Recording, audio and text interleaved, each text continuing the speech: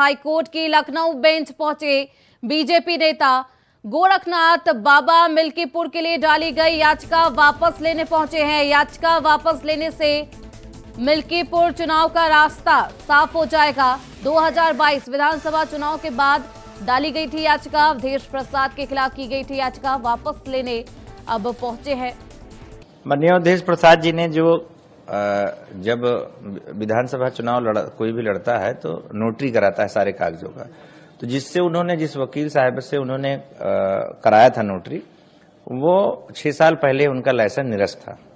ये बात जैसे पता चली, हम लोगों ने अधिवक्ताओं के संपर्क में किया और उस पर हम लोगों ने याचिका डाली, मुकदमा किया और कोर्ट ने उसको माना कि ये गलत है। उस पर सुनवाई चल रही थी। इसी बीच में लोकसभा चुनाव हुआ, वो जीते, उन्होंने इस्तीफा दे दिया, तो फिर विधिक राय ली गई। फिर पता चला कि नहीं, अब वो शून्य हो गया है। पर आयोग का जो निर्णय कल आया वो चौंकाने वाला है, तो इसलिए हम आज अपने अधिवक्ताओं के साथ जाकर उस याचिका को वापस ले लेंगे। तो इस खबर पर ज्यादा जानकारी के साथ हमारे स्टेट कोऑर्डिनेटर अनिल पाठक हमारे साथ जुड़ चुके हैं। अनिल जी, क्या कुछ कहना है, आखिर क्यों? क्योंकि 2022 के बाद याचिका डाली गई थी और अब याचिका को वापस लिया जा रहा है। क्या कुछ कहना है गोरखनाथ बाबा का, आखिर क्यों लिया जा रहा है याचिका वापस? देखिए, जितने लोग हैं सियासी दल, उसी तरह की बातें हो रही हैं। जब इलेक्शन कमीशन ने मिल्कीपुर में तारीख का ऐलान नहीं किया तो अखिलेश यादव का एक्स पर एक ट्वीट आया, जिसने जंग डाली है उसने जंग हारी। लेकिन अब ये तंज जो है समाजवादी पार्टी के ऊपर ही भारी पड़ता हुआ नजर आ रहा है, क्योंकि अब गोरखनाथ बाबा भारतीय जनता पार्टी के नेता हैं, ये स्वयं पहुंच गए हैं हाईकोर्ट। इन्होंने एक रिट याचिका की थी अवधेश प्रसाद के एक नोटियल एफिडेविट को लेकर के।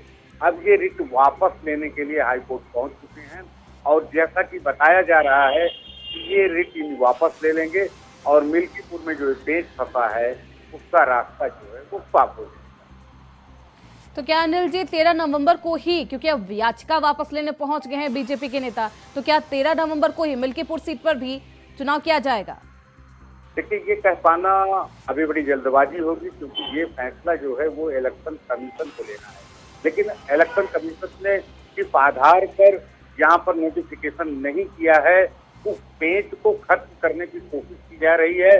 खुद जो मुकदमावादी हैं गोरखनाथ बाबा, वो अपनी याचिका वापस ले रहे हैं, जिससे ये माना जा रहा है कि 13 नवंबर को ही मिल्कीपुर में वोटिंग होगी और 23 नवंबर को फैसला आ जाएगा। बिल्कुल, क्योंकि ये मिल्कीपुर सीट बेहद ही अहम है, खासतौर पर बीजेपी के लिए साख का सवाल है मिल्कीपुर सीट। ऐसे में क्या कुछ बीजेपी की रणनीति? देखिए, भारतीय जनता पार्टी की रणनीति वहां पर लगातार चल रही है। मुख्यमंत्री योगी आदित्यनाथ 3 बार वहां दौरा कर चुके हैं। केशव प्रसाद मौर्य का भी वहां पर दौरा हो चुका है और ये भारतीय जनता पार्टी ने एक प्लान बनाया है। जो लोकसभा चुनाव में अयोध्या में हार हुई है भारतीय जनता पार्टी की, उसका हिसाब बराबर करने का भी प्लान है मिल्कीपुर में। इससे भारतीय जनता पार्टी की तरफ से कोई शोर सफर नहीं की जा रही है, लेकिन साथ में जो इंडिया गठबंधन है उसने भी पूरी अपनी ताकत झोंक रखी है। आज जो है कांग्रेस की तरफ से कांग्रेस संविधान सम्मेलन किया जा रहा है मिल्कीपुर में। वहां पर कांग्रेस के जो दिग्गज नेता हैं, अविनाश पांडे जो उत्तर प्रदेश के प्रभारी हैं, कांग्रेस के राष्ट्रीय महासचिव हैं, और स्वयं अजय राय जो प्रदेश अध्यक्ष हैं, वो मिल्कीपुर में मौजूद हैं। इन लोगों ने रामलला के दर्शन भी किए हैं और अब चुनावी रण में पंखनाद करने जा रहे हैं। एक और पेज है, इसमें इंडिया गठबंधन में सीटें के बंटवारे को लेकर के समाजवादी पार्टी ने वहां पर अभी तक जो प्रत्याशी घोषित किया है वो अजीत प्रसाद हैं।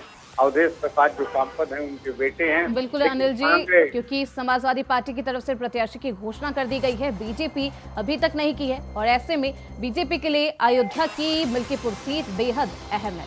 बहुत शुक्रिया अनिल जी आपका इन तमाम जानकारियों के लिए।